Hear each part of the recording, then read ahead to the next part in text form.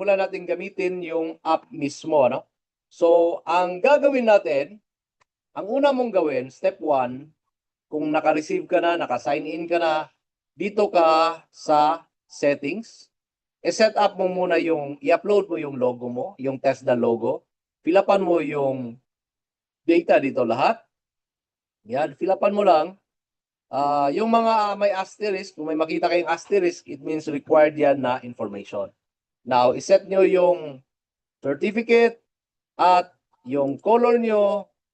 So, sa akin, blue, for example.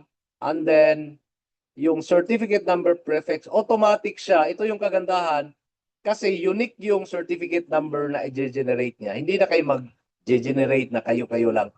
Automatic, ang gawin nyo lang is yung prefix at save school. Okay. Now, kung assessment center kayo, i-check nyo tong assessment center mode. So, halimbawa, i-check ko lang, halimbawa, lalabas dito sa sidebar yung assessment center na feature. So, school kayo at the same time, assessment center.